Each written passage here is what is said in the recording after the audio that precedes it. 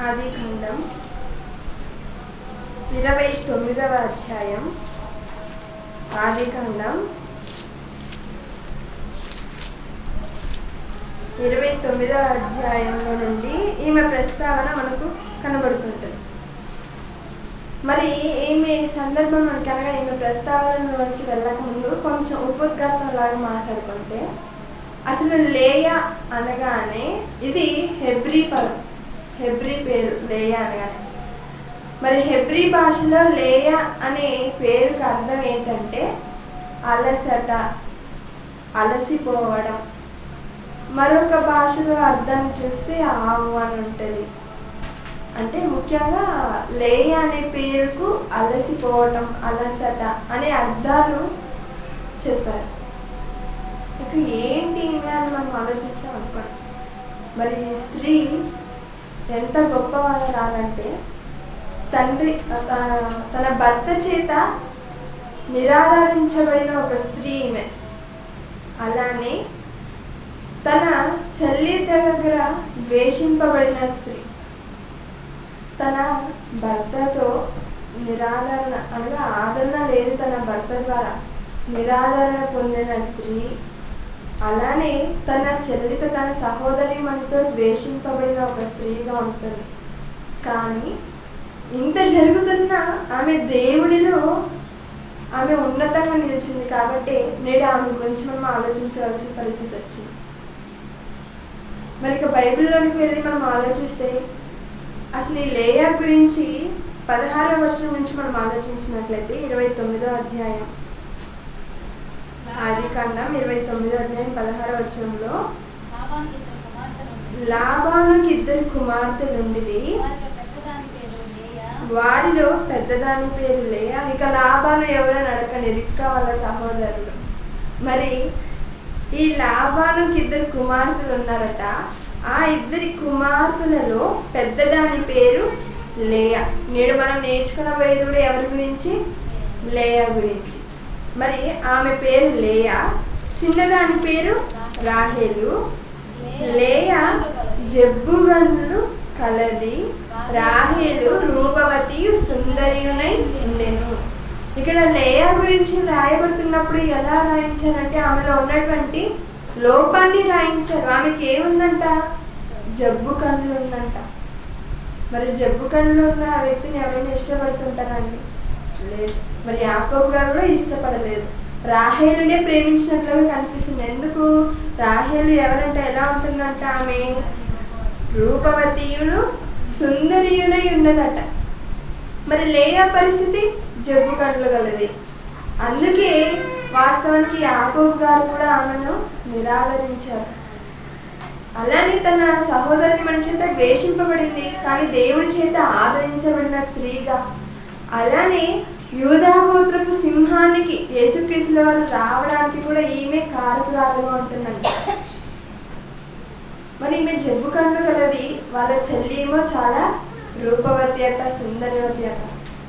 ఇప్పుడు యాకోబు గారు తన మామ దగ్గర 7 సంవత్సరాలు నేను కొలువు చేస్తాను అంటాడు. యాకోబు గారు అడుగుతారు, లాబాను గారు అడుగుతారు యాకోబుని ఏమని?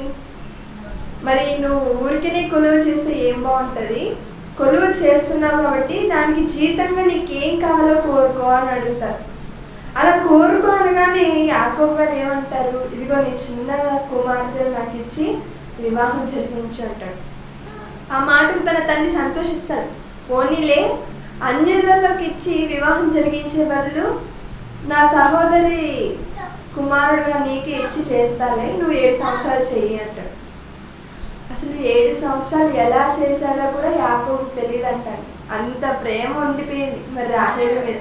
అందుకే ఇక్కడ బైబిల్లో ఒక మాట రాయిస్తూ 20వ వచనంలో, యాకోబు రాహేలు కోసము 7 సంవత్సరాలు, ఎన్ని సంవత్సరాలు అంటే 7 దినాలు కాదు, 7 వారాలు కాదు, 7 నెలలు కాదు, ఎన్ని రోజులట? 7 సంవత్సరాలట. 7 సంవత్సరాలు కొలువు చేసెను. అయినను అతడు ఆమెను ప్రేమించుట వలన అవి అతనికి కొద్ది దినములుగా ఉండెను అంట. 7 సంవత్సరాలు కొద్ది దినాలుగా ఉన్నాయంట అండి. దేనికి? యాకోబు గారు ఎక్కువగా ప్రేమించాడు కాబట్టి 7 సంవత్సరాలు అయినను కొద్ది దినాలుగానే అనిపించిందంట. ఇంకేం చేశాడు, 7 సంవత్సరాలు అయిన తర్వాత ఇంకా వెళ్ళి అడుగుతాడు, ఇదిగో మరి మా అమ్మ మీరు చెప్పినట్టు నేను అన్నిటిని చేసేసాను, మీ మాట ప్రకారం నాకు ఇప్పుడు రాహేలునిచ్చి వివాహం జరిపించండి అని. ఇప్పుడు వాస్తవానికి ఏం చేయాలి లాబాను? రాహేలునిచ్చి వివాహం జరిపించాలి. ఎందుకు? రాహేలు కోసం 7 సంవత్సరాలు కొలువ చేశాడు కాబట్టి. కానీ లాబాను తెలివిగా ఏం చేశాడు, తన పెద్ద కుమార్తె ఇక్కడ ఎవరైతే ఉన్నారో లేయా, నేడు మనం నేర్చుకున్న పోయి లేయా గారే, మరి ఆమె జబ్బు కండ్లు గలది. ఇక ఎవరు ఇప్పుడు చెల్లికి వివాహం జరిగిపోయింది అనుకోండి, అక్కని ఎవరైనా చేసుకుంటారా? లేదు. అక్కకి అవ్వకుండా చెల్లికి అయిందంటే అక్కకి ఏదో ఒక లోపం ఉండే ఉంటుంది, లేకపోతే ఎవరు ఆమెను చేసుకోవడానికి తెగించి ఉండరు. అందుకే ఆమెను ఎవరు కూడా ఇక మీదట ఎవరు చేసుకోవడానికి కూడా ఇష్టపడరు. కాబట్టి ఇప్పుడు ఏం చేయాలి, లాబాను ఏం చేశారు, రాహేలు ప్లేస్లో లేయాని కూర్చోబెట్టి వివాహం జరిపించేశారండి. మరి వివాహం జరిగించేటప్పుడు కూడా యాకోబు గారికి తెలియలేదా అంటే తెలియలేదు. ఎందుకు? ప్రేమ మాయలో ఉన్నాడు కాబట్టి. ఇక వివాహం జరిపించేసిన తర్వాత ఉదయం లేచి చూడగానే రాహేలు ప్లేస్లో లేయా ఉంది. షాక్ అయిపడి, ఏంటి నేను 7 సంవత్సరాలు కష్టపడి కొలువు చేశాను కదా నా ప్రేమ కోసము, సడన్గా లేయా ఉందేంటి అని పోయి అని వెళ్ళి, ఏంటి మరి ఇలా చేసావు, నేను రాహేలు కోసం కదా కొలువు చేసిందంటే, ఊరుకో నువ్వు మీ అన్న దగ్గర చేసిందేంటి, మోసమే కదా, మరి నేను నీ దగ్గర చేశాను అని చెప్తాను. సరే ఇప్పుడు ఏం చేయాలి అంటే, ఇప్పుడు వివాహం పెద్దదానికంటే ముందుగా చిన్న కుమార్తెకు వివాహం చేయడం మా దేశ మర్యాద కాదు. కాబట్టి నువ్వు చిన్నదాన్ని అడిగావు, నేను పెద్దదాన్ని కూడా నీకే ఇచ్చేసాను. ఇప్పుడు నీకు చిన్న కుమార్తె కావాలి అంటే నువ్వు ఏం చేయాలి, మరొక 7 సంవత్సరాలు కొలువ చేయన్నాడు. ఎవరైనా చేస్తారా అండి? ఒక స్త్రీ కోసం 14 సంవత్సరాలు కొలువ చేశారంట వివాహం జరిపించుకోకుండా. అయినప్పటికీ ఇక్కడ వివాహం చేసుకున్నారా? చేసుకున్నారు. 7 సంవత్సరాల తర్వాత మరలా 7 సంవత్సరాలు చేసి తీరా లాస్ట్కి రాహేలు గారిని వివాహం చేసుకున్నారు. అయితే ఇప్పుడు మనం లేయా గారి గురించి నేర్చుకోకూడదు. మరి ఏంటి లేయా గారి పరిస్థితి ఏంటి? లేయా గారు ఒక వ్యక్తి ఆమెను కోరుకోకపోయినా, అనగా కోరుకోని వ్యక్తిని వివాహం చేసుకున్నాడు. మరి యాకోబు గారు లేయాని కోరుకున్నాడా? లేదు. లేయాని ఇష్టపడ్డారా? లేదు. అయినా ఇష్టపడని వ్యక్తితో, కోరుకున్నని వ్యక్తితో ఆమె జీవితం ముడిపడిపోయింది. ఎంత బాధ అనుభవించుంటుందని. ఏంటి, నేను 7 సంవత్సరాలు కొలువు చేశాను, ఇదంతా కూడా నీ వల్లే వృధా అయిపోయింది. ఇప్పుడు నేను మరలా 7 సంవత్సరాలు చేయాలా రాహేలు కోసం? మా జీవితం అంతా నాశనం అయిపోయిందని ఒక పక్క యాకోబు అని ఉండొచ్చు, ఒక పక్క రాహేలు కూడా ఆమెను మాట అని ఉండొచ్చు. ఎందుకు? మరి మేమిద్దరం ప్రేమించుకున్నాం, మరి నువ్వెలా చేసుకుంటావని చెల్లి అనుకుండొచ్చు. నేను ఆమె కోసం కొలువు చేశాను కదా అని యాకోబు గారు అని ఉండొచ్చు.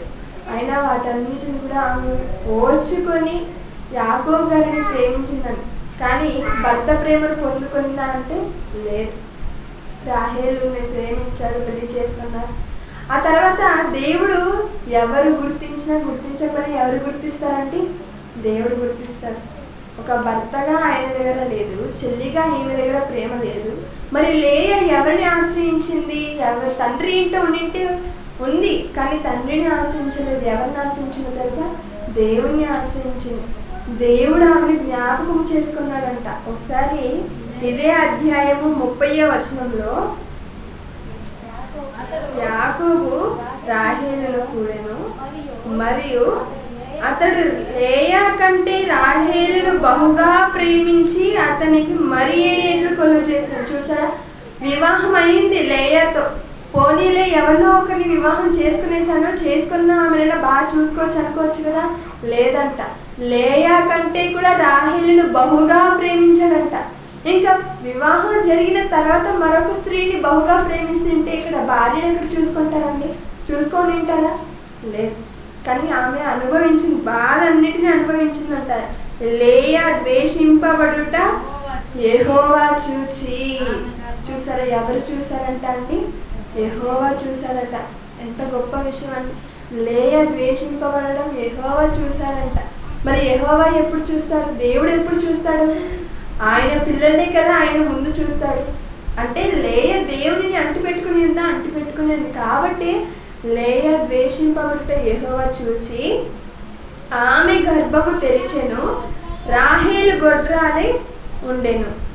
లేయ గర్భవతి కుమారుని కని యెహోవా నా శ్రమను చూచి ఉన్నాడు కనుక నా పెనిమిటి నన్ను ప్రేమించును కదా అనుకొని అతనికి రూబేను పేరు పెట్టెను.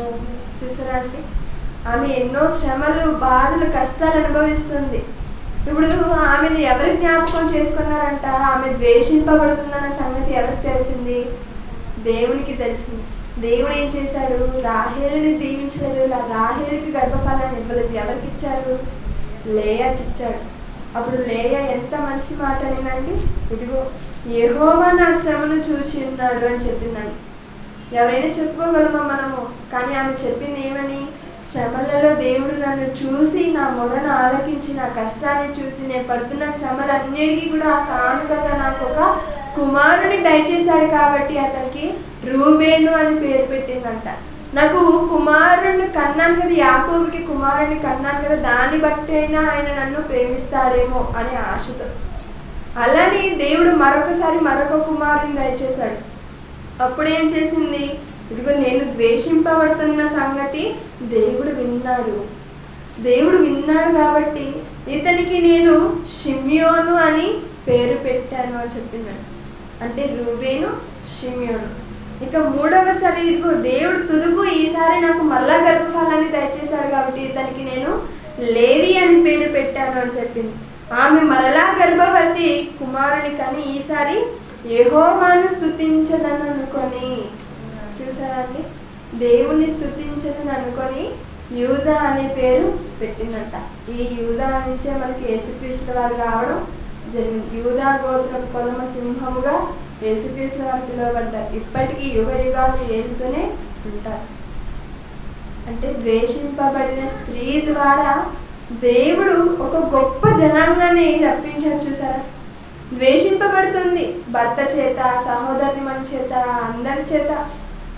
ఆమె ఎన్నో కష్టాలు పడింది, ఎన్నో నిందలు పడింది, ఆమె అవమానించబడింది, ఎవరి ప్రేమను నోచుకోలేదు. అయినప్పటికీ ఆమె గర్భం ద్వారా దేవుడు ఇక్కడ ఇంత గొప్ప వ్యక్తిని, ఒక రూబేనును, షిమ్యోనును, లేవిని, యూదాను ఆమెకు బహుమానం ఇచ్చారట. ఇక రాహేలు ఊరుకుంటారా?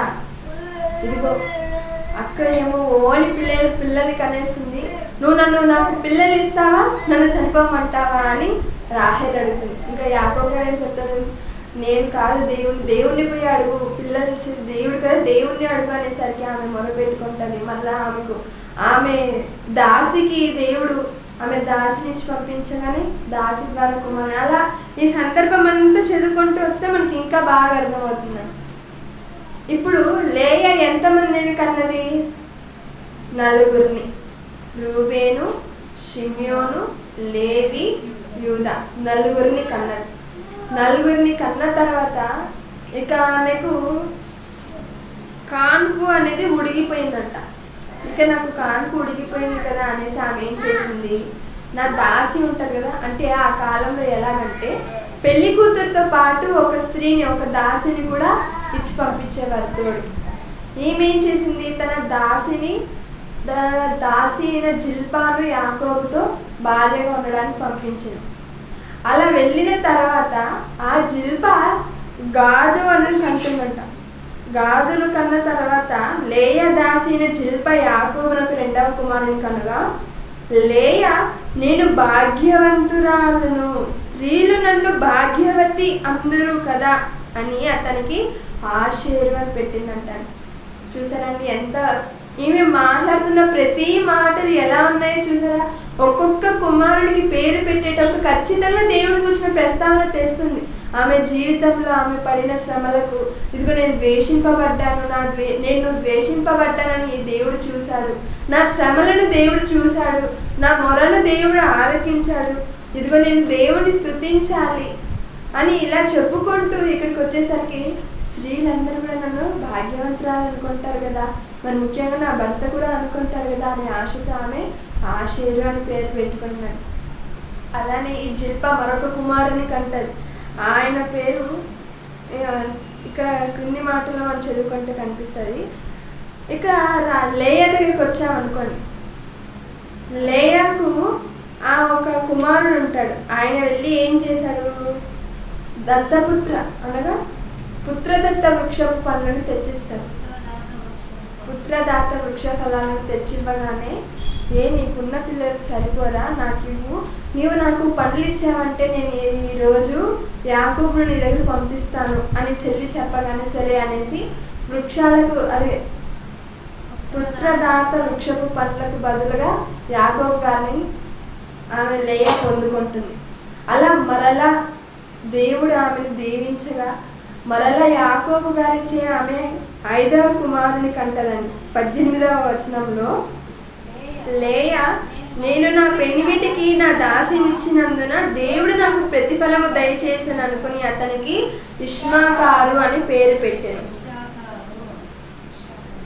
లేయా మరలా గర్భవతి యాకోబునకు 6వ కుమారుని కనగా, అప్పుడు లేయా, దేవుడు మంచి బహుమతి నాకు దయచేసెను, నా పెనిమిటికి 6 కుమారులను కని ఉన్నాను కనుక అతడికను నాతో కాపురము చేయును అనుకొని అతనికి జెబూలూను అని పేరు పెట్టెను.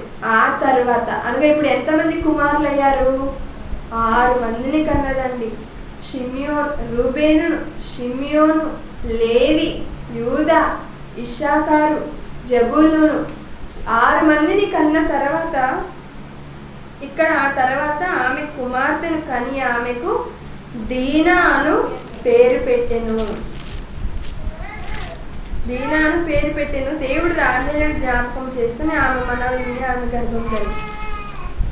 ఇక్కడ లేయా గారికి ఎంతమంది పిల్లలు, ఎంతమంది కుమారులను కన్నది? 6 కన్నట్టుగా చూస్తున్నాం. ఇక్కడ దీనా ఒక కుమార్తె. మొత్తం ఎంతమంది పిల్లల్ని కనిందండి లేయా? 7 కన్నది.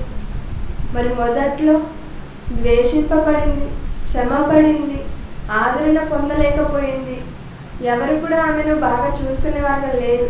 కానీ దేవుడిని ఆశ్రయించింది కాబట్టి దేవుడు ఆమెను గుర్తు చేసుకొని దేవుడు ఆమెకి గర్భఫలాలను ఇచ్చుకుంటూ దేవుడు ఆమెను భాగ్యవంతురాలుగా చేస్తూ వచ్చాడండి. అయినా ఇప్పటికి ఇంతటితో ఆమె జీవితం ఏమైనా బాగుందా, సంతోషంగా ఉందా అంటే లేదని చెప్పాలని. ఎందుకు? ఆ తర్వాత కాలంలో ఒక విషయం జరుగుతుంది. ఏంటంటే వీళ్ళందరూ ఇక్కడ బాగా సంపాదించుకుంటారు. ఇక్కడ వీరున్న ప్రాంతంలో యాకోబు గారు తన ఆస్తి అంతటిని కూడా విస్తరించుకుంటాడు. ఇక తను తన సొంత ప్రాంతానికి వెళ్ళాలనుకున్నప్పుడు భార్యలిద్దరిని పిలిచి, నేను మరలా నా సొంత ప్రాంతానికి వెళ్ళాలనుకుంటున్నాను అనగానే నిరాకరించలేదండి. అనగా భర్తతో సహకరించిన వ్యక్తిగా కూడా మనకు కనిపిస్తుంది. దేవుడు చెప్పాడా? అయితే దేవుడు చెప్పినట్లుగానే చెయ్యి, దేవుడు ఏది చెప్పుంటే అలానే చెయ్యి అని. ఇదే ఆదికాండము 31వ అధ్యాయం 16వ వచనంలో,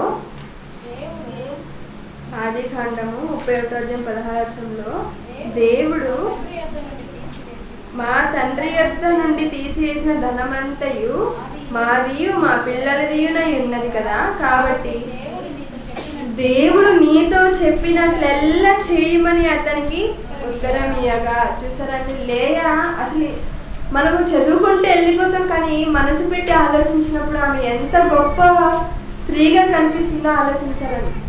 ఎంత చక్కని మాట చెప్పిందని. ఇదిగో దేవుడు నీతో చెప్పినట్లెల్లా చేయమని అతనితో ఉత్తరం ఇచ్చారంట. మరొక విషయం మనం ఆలోచిస్తే, లేయా రాహేల్ కదా, మరి లేయా జబ్బుగండ్లు కలది, అయినప్పటికీ దేవుని ఎండల భయభక్తులు కలిగిన స్త్రీగా కనిపిస్తుందండి. రాహేలుకు అందం ఉంది, సౌందర్యం ఉంది, కానీ దేవునిలో లేకపోతే ఏమి ఉన్నా వ్యర్థమే కదా. అందుకే సామెతల గ్రంథం 31:31లో ఉంటుంది, అందము మోసకరము, సౌందర్యము వ్యర్థము, యెహోవా యందు భయభక్తులు కలిగి ఉండు స్త్రీ కొనియాడబడును అని. మరి ఇక్కడ రాహేల్ గారి గురించి ఆలోచించినప్పుడు ఆమెకు అందం ఉంది, సౌందర్యం ఉంది, అయితే అది వ్యర్థమే. ఎలాగంటారా? ఒకసారి 19వ వచనం చూసామనుకోండి, 31వ అధ్యాయం 19వ వచనంలో, లాబాను తన గొర్రెల బొచ్చు కత్తిరించుటకు వెళ్ళి ఉండగా రాహేలు తన తండ్రి ఇంటనున్న గృహదేవతలను దొంగలను. ఎందుకండి? దేవుడు ఉన్నాడు కదా, మళ్ళా గృహదేవతలు ఎందుకు? చూసారా, లేయా ఏమో దేవుడు చెప్పినట్లల్లా చెయ్యి అని చెప్తే, రాహేలు మాత్రం దేవుణ్ణి విశ్వసించినట్లుగానే మనకు కనిపిస్తుంది. గృహదేవతలను దొంగలించుకున్నదంట. అంటే ఒక విధంగా చెప్పాలి అంటే లేయా రాహేలు కంటే ఎంతో ఉన్నతంగా దేవుణ్ణి అంటిపెట్టుకొని ఉంది. అందుకే ఒకసారి ప్రకటన గ్రంథం అంతకంటే ముందు క్షమించండి, ఎఫెసీయులకు రాసిన పత్రిక 5వ అధ్యాయం 17వ వచనంలో, ఎఫెసీయులకు రాసిన పత్రిక 5వ అధ్యాయం 17వ వచనంలో, ఇందు నిమిత్తము మీరు అవివేకులు కాక ప్రభువు యొక్క చిత్తమేమిటో గ్రహించుకొనుడి. మరి యాకోబు గారు గ్రహించారా? లేయా నాకు ఎందుకు మొదటి భార్యగా అయింది, లేయా ఎందుకు నేను వివాహం చేసుకున్నాను? ఆయన అలా ఆలోచించి ఉంటే ద్వేషించేవాడు కాదేమో, కానీ ఆయన ఒక అవివేకిగా లేయను ద్వేషించాడు. ఎందుకు? అందము లేదని. కానీ అందము లేకపోయినా ఆమె లోపల ఎంతో చాలా గొప్ప మనసు కలిగిన స్త్రీగా మనకు కనిపిస్తుందండి. సాధు స్వభావం కలిగిన స్త్రీగా, సహనశీలిగా కూడా మనకు కనిపిస్తుంటుంది. ఎలాగంటారా? మరి వీరు ప్రయాణం చేయాలనుకుంటారు కదా. మరి యాకోబు గారు తన సొంత ప్రాంతానికి వెళ్ళాలనుకున్నప్పుడు ఇంకా ప్రయాణం అవుతారు. అక్కడ ఎదోము దేశానికి వెళ్ళగానే తన అన్నైనటువంటి ఏశావు ఎక్కడ పాత పగలన్నీ గుర్తుపెట్టుకొని ఎక్కడ చంపేస్తాడేమో అని గుంపుల వారిగా పంపిస్తూ ఉంటాడు. మొదటి గుంపు ఎవరిని? ఒంటెలు, పశు, అంటే తనకు ఉన్నటువంటి ఆస్తి ఏదైతే ఉందో ఆ ఆస్తిని ఒక్కొక్క గుంపులుగా పెడుతూ ఉంటాడు. ఒంటెలన్నీ ఒక ముందుగా, దాని తర్వాత గొర్రెలు, ఆవులు, పశువులు, ఇలా ఒకదాని తర్వాత ఒకటి అలా పెడుతూ, తర్వాత దాసులు ఉంటారు కదా, వాళ్ళందరినీ ఒక గుంపుగా పెట్టి ఆ తర్వాత ఏం చేశారు? ఎవరిని పెట్టాడు అంటే ప్లానింగ్ ఏంటంటే ఏశావు కానీ కోపంగా ఉన్నాడు అనుకున్నాను చంపాలని. ఇప్పుడు వీళ్ళు ముందు వెళ్తుంటారు కదా, వీళ్ళందరినీ చంపుకుంటూ వచ్చిన చివరికి వచ్చేసరికి తన కోపము శాంతం అవుతుంది. అప్పుడు చివరిలో ఉన్నవారైనా బ్రతికింపబడతారేమో అని చిన్న ఆశ కలిగిన వ్యక్తిగా యాకోబు ఏం చేశాడు? 33వ అధ్యాయం 2వ వచనంలో మనం ఆలోచిస్తే, అప్పుడు అతడు తన పిల్లలను లేయా రాహేలులకున్న 2 దాసీలకు అప్పగించెను. అతడు ముందర దాసీలను, వారి పిల్లలను, వారి వెనుక లేయాను, ఆమె పిల్లలను, ఆ వెనుక రాహేలును, యోసేపునుందండి. ఆదికాండము 33వ అధ్యాయం 2వ వచనంలో ఉంది. ఏమని? ముందు దాసీలను పెట్టారట, ఆ తర్వాత దాసీలకు ఉన్నటువంటి పిల్లలు, ఒకవేళ దాసీలను చంపేసిన తర్వాత పిల్లల దగ్గరికి వస్తారు కదా, అలా పిల్లలను, వారి వెనుక లేయాను, అనగా లేయపోయినా పర్వాలేదు అనుకున్నాడేమో అండి, లేయాను, ఆ తర్వాత లేయా పిల్లలను, ఆ తర్వాత రాహేలును, రాహేలు కుమారుడైన యోసేపును ఉంచుకున్నాడంట. అప్పుడు కూడా లేయా బాధపడి ఉండకుండా ఉంటుందా? బాధపడి ఉంటుంది కదా. అంటే నేను చనిపోయినా పర్వాలేదా యాకోబుకు? అంటే నేను లెక్కలేదా? నా మీద ప్రేమ లేదా? నేను ఇంతమంది పిల్లలను కన్నాను కదా, అయినా కూడా నా మీద ప్రేమ లేదా? నన్నెందుకు పెట్టాడు రాహేలు కంటే ముందు అని ఆమె ఏమి అడగలేదండి. బాధపడి ఓర్చుకొని ఉండిపోయిందంటే. అందుకే ఇలా బాధపడే వాళ్ళని, ఓర్చే వాళ్ళని దేవుడు ఒక మాట చెప్పాడని. ఒకసారి ప్రకటన గ్రంథం 3వ అధ్యాయం 10వ వచనంలో, ప్రకటన గ్రంథం 3వ అధ్యాయం 10వ వచనంలో, నీవు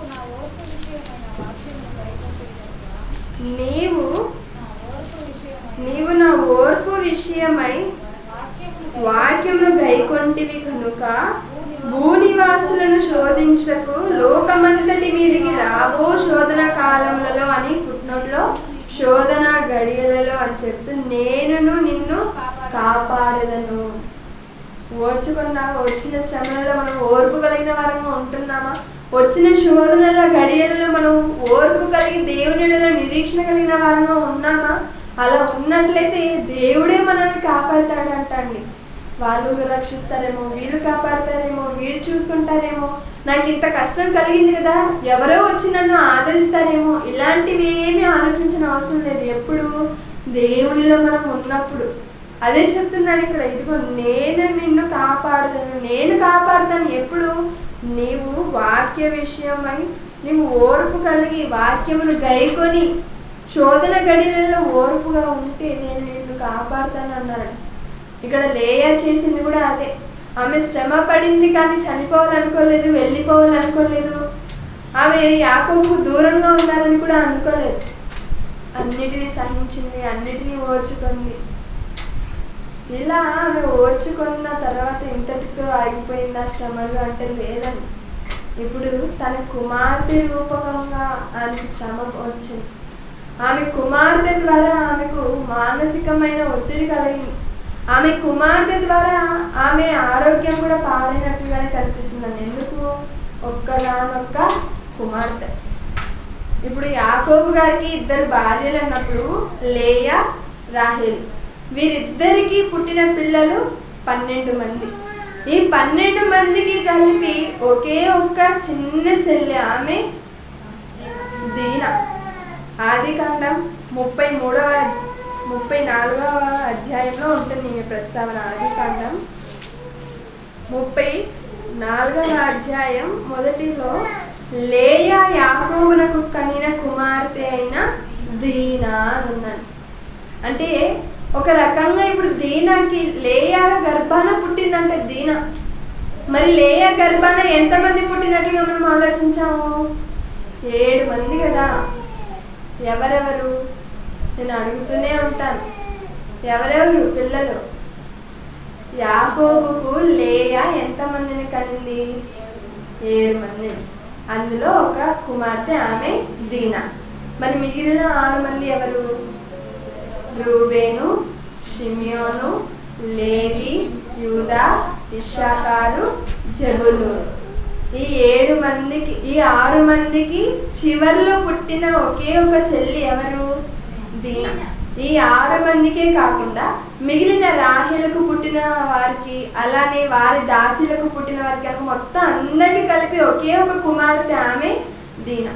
ఈ దీనా ఏం చేసింది అనగా, వీరు ఇప్పుడు ప్రయాణం చేస్తారు కదా 32వ అధ్యాయము 33వ అధ్యాయంలో. వీళ్ళు ఒక ప్రాంతం నుంచి మరొక ప్రాంతానికి వెళ్ళి ఆఖరికి అలా ప్రయాణంలో ఉంటుండగా వీళ్ళు ఏం చేశారు? ఒకానొక ఊరికి వచ్చి అక్కడ షెకెము అనే ఊరిలో, షెకెము అనే ప్రాంతానికి వస్తారు. అలా వచ్చి అక్కడ డేరాలు వేసుకొని గుడారంలో ఉంటారు. అలా ఉంటున్న సమయంలో దీనా ఏం చేసింది? చక్కగా ఇంట్లో ఉండక, తల్లితో ఉండక, అన్నలతో అలా ఉండక ఏం చేసింది? ఈ ప్రాంతానికి మనం ఇప్పుడే కదా కొత్తగా వచ్చాము. అసలు ఈ దేశపు కుమార్తెలు ఎలా ఉంటారు, వాళ్ళ డ్రెస్సింగ్ స్టైల్ ఏంటి, వాళ్ళు ఎలా నడుచుకుంటారు అని ఎంతో ఆశతో ఆ దేశపు స్త్రీలను, ఆ దేశపు కుమార్తెలను చూడడానికి వెళ్ళిందండి. మరి ఇంట్లో చెప్పి వెళ్ళి ఉంటే ఎవరైనా తోడు పంపించేవారేమో, లేక వద్దని ఉంటారేమో. మమ్మీ చెప్పినా వద్దంటది, డాడీ చెప్పినా వద్దంటారు, ఇది కొత్త ప్రాంతం మనకెందుకులే అంటారు, కాబట్టి ఇప్పుడు ఏం చేయాలి అనేసి ఒకటే వెళ్ళింది. దేనికి? ఆ దేశపు కుమార్తెలను, ఆ దేశంలో ఉన్న స్త్రీలను చూడడానికి. ఈమె వాళ్ళని చూడడానికి వెళ్తే ఈమెను ఒకటి చూశాడట. మరి అదే ఉంటుంది క్రింది మాటలు. ఆ దేశమును ఏలిన హివ్యుడైన హామోరు కుమారులకు షెకెము ఆమెను చూచి ఆమెను పట్టుకొని ఆమెతో శయనించి ఆమెను అవమానపరిచిన. ఎంత ఘోరం జరిగిపోయిందండి. మరి ఎవరైనా తోడుకు వెళ్ళి ఉంటే ఇది జరుగుండేది కాదేమో, అడ్డుకుని ఉంటారేమో. కానీ ఒక్కటే వెళ్ళిన మూలాన ఎంత నష్టపోయారండి. అందరికి ఇంట్లో ఒకే ఒక్కగానొక కుమార్తె. ఆమె ఆ దేశపు స్త్రీలను, ఆ దేశపు కుమారులను కుమార్తెను చూడడానికి వెళ్ళగా ఆమెను ఆ దేశపు రాజకుమారుడు చూడగా ఆమెను ఏం చేశారంటే ప్రేమించలేదు. ఏం చేశారు? పట్టుకొని క్షీణించి ఆమెను అవమానపరిచేశారండి. మరి ఎంత బాధ ఉంటుందండి తల్లిదండ్రులైనటువంటి వారికి కానీ, వాళ్ళ ఇంట్లో ఉన్నటువంటి సహోదరులకు కానీ ఎంత అల్లారు ముద్దుగా చూసుకొని ఉంటారు, ఎంత ప్రేమను వాళ్ళకు పోసి ఉంటారు ఆమె ఆ దీనా పైన. కానీ ఆమె ఏం చేసింది? ఒకే ఒక్క క్షణం, ఒకే ఒక్క చేసిన ఒక తప్పుడు నిర్ణయం, నేను వెళ్ళి చూసి వచ్చేస్తాలే అనుకున్నది. కానీ వెళ్ళి ఆమె ఏమైపోయింది? మళ్ళీ ఆ షెకెము ఇంట్లోనే ఉండిపోయిందని. ఇప్పుడు ఈ విషయాన్ని తెలుసుకున్న వాళ్ళందరూ కూడా చాలా కోపపడతారు. అందరికి ఎవరికైనా కోపం వస్తుంది కదా అండి, మన ఇంట్లో జరిగినప్పుడే కోపం వస్తుంది. అలాంటిది అంతమంది మధ్య ఒకే ఒక కుమార్తెగా పెరిగిన ఆమెను ఇలా అవమానం కలిగింది అన్నప్పుడు ఇంట్లో వాళ్ళందరూ ఎంత బాధలు ఎంత కోపంతో ఉండిపోయింటారు. ఎవరు ఉన్నా లేకపోయినా అందులో ఇద్దరికి మాత్రం ఎక్కువ కోపం వచ్చేసిందని. ఎలాగంటే వెళ్ళి ఆ ఊరిలో ఉన్నటువంటి పురుషులను అందరినీ చంపేశారండి. పురుషులను అందరినీ చంపేసి, ఆ షెకెమును చంపేసి, అతని తండ్రి అయిన హామోరును చంపేసి అందరినీ చంపేశారండి. దీనా వెళ్ళడం మూలాన ఆ ఊరిలో ఉన్న పురుషులందరూ కూడా మరణించేశారు. అంతే కదా. అప్పుడు వాళ్ళందరూ ఆ స్త్రీలలో రోధిస్తున్నట్టు ఒక్కసారి ఊహించుకోండి. ఆ ఊరిలో ఉన్నటువంటి స్త్రీల లేక భార్యల లేక పిల్లల వీళ్ళందరూ కూడా ఏం ఆలోచిస్తారు, ఎవరి వలన ఈ మూలం జరిగింది, ఎవరి వలన ఇంత ఘోరం జరిగిందని ఆలోచించినప్పుడు ఇదిగో షెకెము పలానా యాకోబు కుమార్తెని దీనాన్ని తెచ్చుకున్నాడంట. ఆ దీనా సహోదరులైనటువంటి ఇక్కడ షిమ్యోను లేవి ముఖ్యంగా వీళ్ళిద్దరు వెళ్ళి వాళ్ళందరినీ హతము చేసేసారంట. వారి వల్లే మనకి ఇంత నష్టం కలిగిందని తెలిసినప్పుడు వాళ్ళందరూ ఎన్ని మాటలని వింటారండి. అసలు ఆ అమ్మాయి ఎవరు, ఆ అమ్మాయి ఎందుకు వచ్చింది, అసలు వాళ్ళ మమ్మీ ఎవరు, వాళ్ళ అమ్మ ఎవరు, ఇదే నా కూతుర్ని పెంచే పద్ధతి అని ఎన్ని మాటలు వింటారు. లేయాకు ప్రారంభం నుంచి అన్నీ కూడా సమస్యలే బాధలే. చూడండి, ఆమె పుట్టినప్పుడే లోపంతో పుట్టింది, జబ్బు కండ్ల గలదిగా. వివాహం జరిపించాలన్నా చేసుకోవాలన్నా ఎవరు రాకపోవడం బట్టే కదా మోసంతో వివాహం జరిగించారు. అలా జరిగించిన తర్వాత ఏమైనా భర్త ప్రేమను పొందుకుందా? లేదు. దేవుడు జ్ఞాపకం చేసుకుని దేవుడు ఆమె పైన ఆమె పడిన శ్రమలన్నిటికీ కానుకగా గర్భఫలాన్ని దయచేస్తూ వచ్చాడు. అలా చేసుకుని అలా వచ్చిన తర్వాత మళ్ళా వారు ఒక ప్రాంతం నుంచి మరో ప్రాంతానికి వెళ్ళేటప్పుడు తన భర్త ఆలోచనకు ఆమె ఇంకెంత నొచ్చుకొని ఉండాలి. అంటే నేను చనిపోయినా పర్వాలేదా, నా తర్వాత నా పిల్లలట, నా పిల్లల తర్వాత రాహేలట, ఎంత బాధపడి ఉండాలని. ఇవన్నీ ఒకటైతే ఇప్పుడు ఈ దీనా చేసిన పని ఆమె ఎంత మానసికంగా ఆమె నొచ్చుకొని ఉంటుంది, ఎంత బాధ ఎంత శ్రమ పడి ఉంటుందండి. లాస్ట్కి ఆమె ఏం చేసిందో తెలుసా? అంటే ఈ మాటలు బట్టి మనకి ఏమర్థం అవ్వాలి, ప్రభువు వాక్యంలో పిల్లలను పెంచకపోతే మన కుటుంబాలలో ఆనందం అనేది ఉండదు. ఇప్పుడు ఆమె వాళ్ళ తల్లిదండ్రుల దగ్గరే ఉంటే ఇంత నష్టం కలిగేది కాదు కదా. కుటుంబం అంతా కోపం తెచ్చుకొని ఆ కుటుంబంలో ఉన్న వ్యక్తులు వెళ్ళి ఊరి వారందరిని చంపి వచ్చేవారు కాదు కదా. ఎందుకు అలా ఉండకపోయింది? బహుశా లేదేమో, తెలియదేమో దేవుని వాక్యం. అలానే నేడు మనం ఉంటున్నటువంటి తరాలలో కూడా కుమారుల ఎవరైనా దేవుడిచ్చిన గర్భఫలాలను దేవునికై పెంచగలిగినప్పుడు ఆ కుటుంబం అంతా కూడా సంతోషంగా ఆనందంగా ఉంటుంది, ఎప్పుడు దేవునిలో ఉన్నప్పుడే. ఇక లేయాకు దక్కినటువంటి ఆధిక్యత యాకోబు గారి దగ్గర చివరిగా అయినా దక్కిందా లేదా చూసుకొని ముగించుకుందాం. ఇదే ఆదికాండం 49వ అధ్యాయం. ఆదికాండం 49వ అధ్యాయం 30వ వచనంలో యాకోబు గారు ఇక మరణానికి చేరువవుతున్నటువంటి యాకోబు గారు చుట్టూ తన పిల్లలను చేసి పెట్టుకొని అందరికీ దీవిస్తారు. దీవెనలు ఆశీర్వాదాలు అన్ని ఇచ్చిన తర్వాత ఆయన చెబుతున్న మాటలు ఏంటో చూసినట్లయితే, హిత్తీయుడైన ఎఫ్రోను భూమి అందున్న గుహలో నా తండ్రుల యొద్ద నన్ను పాతిపెట్టుడు. ఎందుకు చెప్తున్నాడు? ఎందుకు అక్కడే అంటే ఇప్పుడు వీళ్ళందరూ ఎక్కడున్నారు తెలుసా? ఐగుప్తులో ఉంటారు.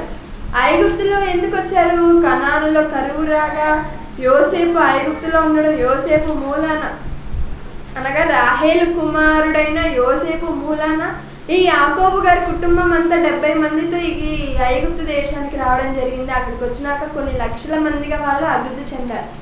ఐగుప్తు దేశంలో ఉంటున్నటువంటి యాకోబు గారు చెప్తున్నారు ఏమని, ఇదిగో నేను చనిపోయే కాలం దగ్గర పడింది, ఒకవేళ నేను కన్ను మూసానని నన్ను ఎక్కడ పాతి పెడతారో తెలుసా? ఇదిగో హిత్తీయుడైన ఎఫ్రోను భూమి ఎందున్న గుహలో నా తండ్రుల యొద్ద నన్ను పాతి పెట్టుడి. ఎందుకయ్యా పాతి పెట్టాలి అని అడిగామనుకోండి, ఆయన చెప్పే మాట 31లో లాస్ట్ లైన్లో మనకు కనిపిస్తుందండి. అక్కడనే నేను లేయాను పాతి పెట్టి తిని అని చెప్పారండి. నా తండ్రుల యొద్ద నన్ను పాతి పెట్టండి. ఎందుకు పాతి పెట్టాలి అంటే అక్కడే నా తండ్రుల దగ్గరే లేయా కూడా పాతి పెట్టబడిందంట. పాతి పెట్టి తిని అని చెప్తున్నారు. అంటే లేయక ఆధిక్యత దక్కిందా? ఆమె చివరి క్షణాలైనా ఆధిక్యత దక్కిందా అంటే దక్కినట్లుగానే మనకు కనిపిస్తుంది. ఇక్కడ ఎవరెవరు ఉన్నారో తెలుసా? భక్తులు.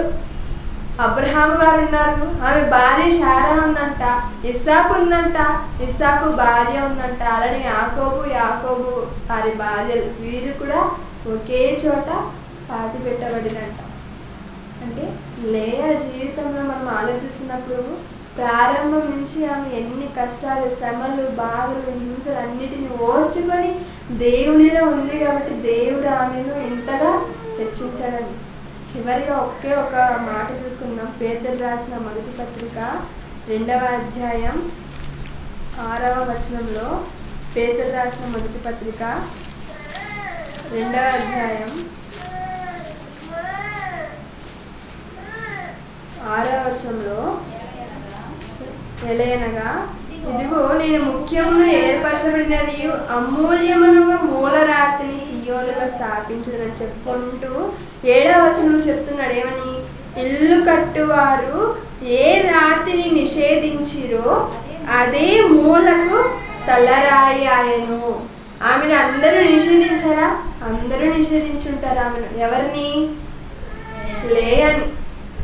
ఆమె పుట్టినప్పుడు వాళ్ళ తల్లిదండ్రులు కానివ్వండి, ఆమె పెరిగేటప్పుడు వాళ్ళ స్నేహితులు కానివ్వండి, ఆమె వివాహం అనంతరం భర్త కానివ్వండి, వివాహం అయిన తర్వాత తన చెల్లి కానివ్వండి, ఇలా ప్రతి ఒక్కరు కూడా ఆమెను వద్దనుకొని అని అంటారు. కానీ ఎవరి చేతనైతే ద్వేషింపబడిందో అంత స్త్రీ, ఆ స్త్రీయే వంశావళిలో చేరిపోయిందండి. అందుకే చెప్తున్నాడు ఏమని? ఇల్లు కట్టువారు అంటే దీని ఉద్దేశం ఏంటి? ఇల్లు కట్టేటప్పుడు ఈ రాయి పనికి రాదు అని పాడేసి ఉంటారు కదా, ఆ రాయి దేనికి పనికొచ్చిందంట? ఇల్లు కట్టువారు ఏ రాతిని నిషేధించిరో అదే మూలకు తలరాయను. ఇంటినంతటిని నిన్నట్టు ఇక్కడ లేయా ద్వేషింపబడింది, శ్రమ పడింది, నిందింపబడింది, అవమానింపబడింది, మానసికంగా ఆమె లోనయ్యింది. ఇన్ని చేసినప్పటికీ ఆమె దేవుని చేత ఆమె ఆశీర్వదింపబడింది, దేవునిలో ఉన్నింది, ఆమె తొలగిపోలేదు. ఇక్కడ వంశావళిలో రాసేటప్పుడు కూడా ఏమని చెప్పారు? మత్తయి సువార్త మొదటి అధ్యాయంలో అబ్రహాము ఇస్సాకును కనెను, ఇస్సాకు యాకోబును కనెను, యాకోబు యూదాను అతని అన్నదమ్ములను కనెను అని. ఎందుకు యూదా పేరే వ్రాయించారు దేవుడు? యాకోబు యూదానే కన్నాడా? లేదు కదా. యూదా కంటే ముందు 3 పుట్టారు. షిమియోను, రూబేను, షిమియోను, లేవి. వీరు 3 పుట్టిన తర్వాత కదా యూదా పుట్టింది.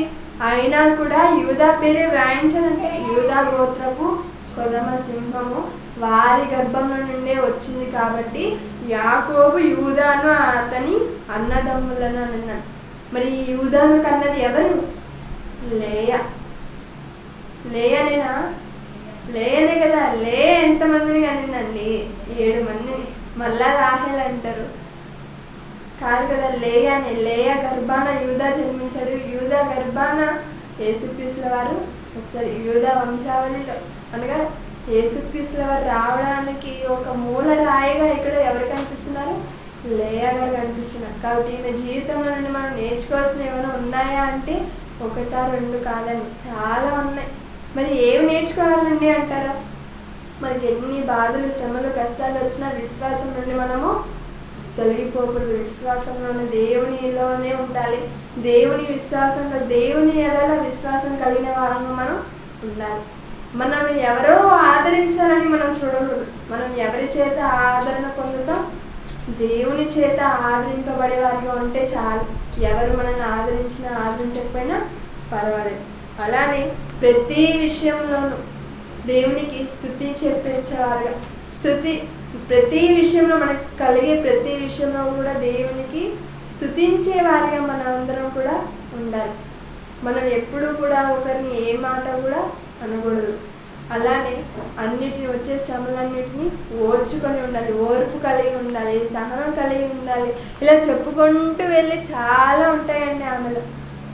కాబట్టి ఆమెలాగా మన జీవితం కూడా అవ్వాలి. మనల్ని కూడా ఎవరైనా నిందిస్తున్నారా, అవమానిస్తున్నారా, మనం ఏ పొరపాటు చేయకపోయినా ఒకరి వల్ల మనము బాధపడుతున్నామా అయినా పర్వాలేదు. ఇప్పుడు లేయా ఏమన్నా అనుకునిందా యాకోబుకి వివాహం జరిపిస్తారని? లేదు. యాకోబు కోరుకున్నాడా? లేదు. లాబాను చేసిన పనికి లేయా బాధపడుతూనే ఉన్నాడు. అలా బాధపడుతున్నప్పటికీ మనం కూడా మన జీవితాలు ఎవరో చేసిన పొరపాట్లకు, ఎవరో చేసిన తప్పులకు మనం బాధపడే పరిస్థితులు వస్తాయి. అప్పుడు కూడా మనం దేవునిలో నిలకడగా ఉండాలి అని ఈమె నేర్పిస్తుంది మనకు. అలానే మనకు వచ్చే ఎవరైనా ఎవరి ద్వారానైనా వస్తే వాటన్నిటిని కూడా తట్టుకొని నిలబడాలి. కాబట్టి దేవుని ఎడల దీన మనస్కులై ఉంటే ఆయనే మనల్ని ఉన్నతంగా హెచ్చిస్తాడని ఈమె జీవితమే మనకు నిదర్శనంగా కనిపిస్తుంది. కాబట్టి శ్రమలలో కూడా ఈమె స్తుతించగలిగింది అంటే మనకు శ్రమలు లేకపోయినా, శ్రమలు లేనప్పుడైనా మనం స్తుతించేవారుగా ఉంటున్నామా? మనల్ని మనమే ప్రశ్నించుకోవాలని కోరుకుంటూ దేవుని మాటలను బట్టి నన్ను నేను హెచ్చరించుకుంటూ మిమ్మల్ని అందరూ కూడా హెచ్చరిస్తే నా మాటలు తెలుస్తుంది. కళ్ళు మూసుకొని ప్రార్థించుకోండి. పరలోకమున మా తండ్రి, ఇప్పటి వరకు మీ మాటలన్నింటినీ మేము నేర్చుకుని ఉండగా నేర్చుకున్న మేము, తెలుసుకున్న మేము దాన్ని ఇక నుండైనా మా జీవితాలను మీ కొరకు అర్పించేవారు మీకు సహాయం దయచేస్తారని నమ్ముచు తండ్రి. చంద్ర